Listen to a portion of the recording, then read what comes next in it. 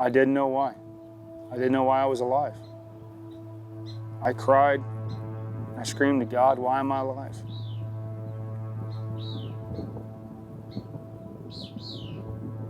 And then I had a chance to calm down a little bit. I knew there had to be something. There had to be some reason why I was alive. And as time went on, I realized there was.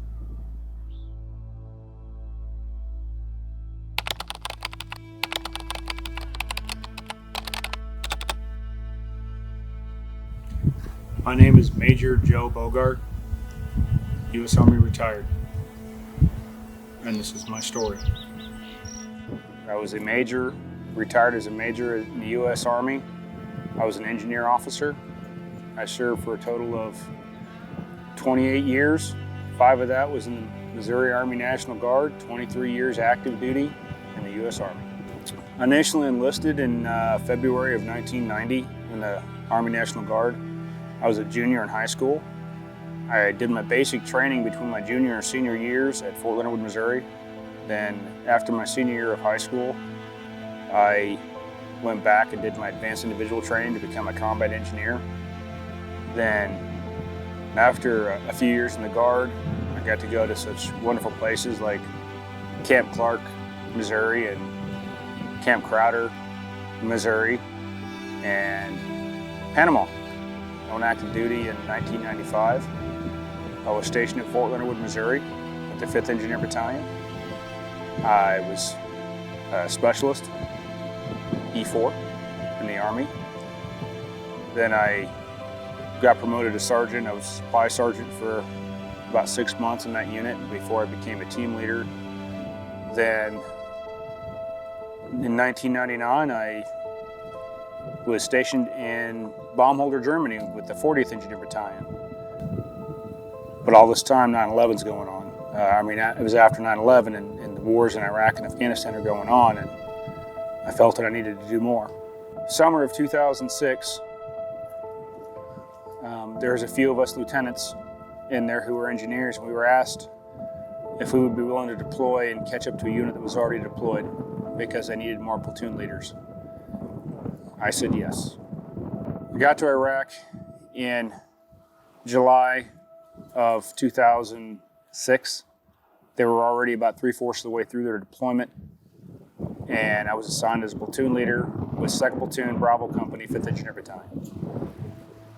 Our job was route clearance. That meant, as a platoon, we went up and down the roads really slow, looking for I.E.Ds. On October 6, 2006, I found one, the hard way. My head was turned at that moment. Shrapnel got behind my eye protection and destroyed my right eye. The force of the blast threw me into equipment, which caused my helmet to flip up and caused me to cause damage to the rest of my face and my left eye. I don't remember any of this, but I was coherent. I was talking to my guys, I was giving orders. They got me out of the vehicle, got me packaged up, had me on a helicopter, and medevaced me. While at the hospital there in theater still, when I first came to, I wasn't sure where I was at. I didn't recognize anything was going on. I was in complete darkness. I couldn't really move my arms and legs too much. And it was because I was in a hospital bed. So then I finally realized I was hearing, machinery and electronics and beeping. And my brain was starting to click a little bit, and I realized, okay, I might be in a hospital. And then I was like, oh no, let me take stock. So I wiggled my hands and tapped them against my hips because I was worried about, losing my arms or my hands. They were there. I wiggled my feet and tapped them together. They were there. That movement allowed the hospital staff and the emergency room staff or wherever I was at to know that I was awake. My chain of command from in-country, they came to visit me. I tried to sit up and salute, tried to say I was going to go, let them patch me up and be ready to get back with the troops. And my battalion commander, Lieutenant Colonel McGuire, he said, "No, Joe, you've lost your eye. They're going to have to remove your right eye, and they got to send you back to the States to make that happen." So from that point, they decided they needed to remove the eye as soon as possible, and they needed to fix the rest of me. So they took me to surgery. It was about I don't know. It could have been a 12-hour surgery. It could have been a 24-hour surgery. It was somewhere between 12 and 24, maybe 13, 15 hours. And during that time, they removed my right eye and prepared it for a prosthetic. We stayed as an inpatient at Walter Reed. I had a few more surgeries to fix my nose. I had tubes in my nose and my face. And after a couple weeks, I was allowed to be discharged. The doctor took the bandages off. I blinked, nothing, still black. Blinked again, nothing, still black. And I felt a little faint. I hung my head, looked down at my feet, and I was trying to figure out what I was going to do. So then June 4th, 2007, the glaucoma doctor, Dr. Herbert Fechter, was able to do an eye exam. They had already treated me for glaucoma. My eye pressure had spiked. I almost lost my eye again a second time. And they ended up having to put a tube in. I still don't have a lens, got some blind spots. But when Dr. Fechter did that eye exam, I was able to see the eye chart, and I was able to read a few letters on the 2060 line. He handed me a lens. Tiny little lens, almost like a monocle to hold. And that was the first time I was able to look my wife in her beautiful face since I deployed to Iraq.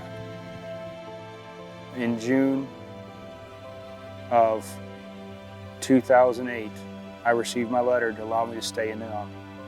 By then, the unit was already deployed. I walked in the office with that letter, went to the Rear Detachment Commander, and I handed it to her. She picked up a phone. She called the office on post that needed to be called, and my orders got cut. Within a couple weeks, I was off to the Combat Readiness Center to get my equipment, draw my weapon, do some last-minute training, and catch up to my unit.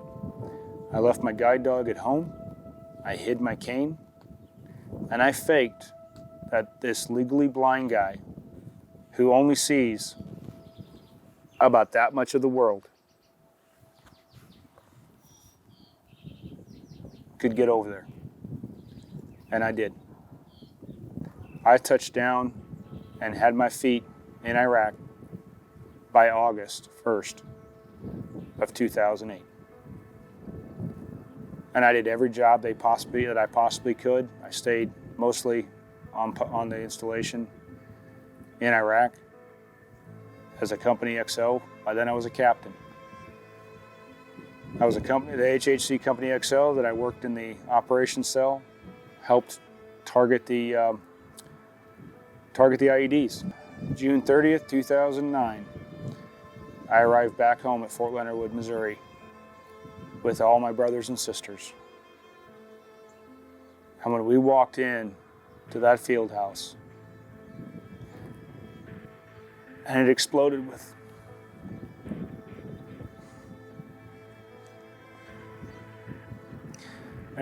with cheering. I knew I was home. In August of 2017, I realized it was time. So then I went back and restarted the med board process, the medical evaluation board process, to retire. In January of 2018, I finally went to VA blind rehab, and finally learned how to be a blind person. Like a lot of men and women who hunt as adults, I got my start young. BB gun, plinking birds, trying to pop squirrels. But I enjoyed being out in the woods, I always have. I always used to find a lot of peace and quiet and tranquility walking through the woods. And then I got injured. And it's amazing how peaceful it is. Getting out to hunt,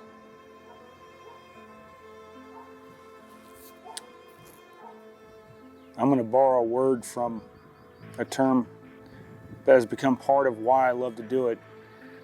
My brother Dan Barnes, he lost both of his legs in Iraq about a month before I lost my eyesight. And Dan had told me he loves to get out there and hunt, even with his track chair, because it allows him to feel normal. And that's what it is. I get to feel normal. So we were out there. It was cold in South Texas, which is rare, and turkey started to talk. We all got excited. There he was. He was talking to us. And here he come. And he was bringing a buddy. They're coming straight to him. Let's see. They're coming fast. They're nice long.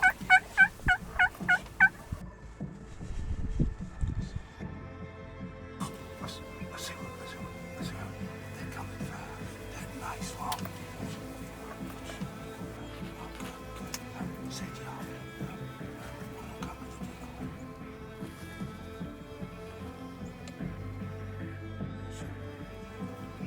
Okay. I got it. I got ready for the shot. I need to turn and shoot it. Okay. I need to turn and shoot it. Okay. All right, now. Got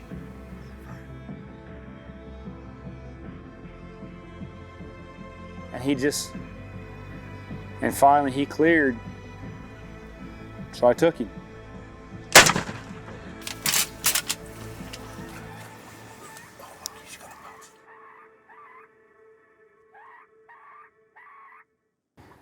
Jeremy's like, go ahead, Joe, take him. So I did that. I got the second one too, and I didn't expect that. I've never expected that to happen in my life. It was amazing. I have that opportunity. It's just thinking about it's got me shaking again. It's.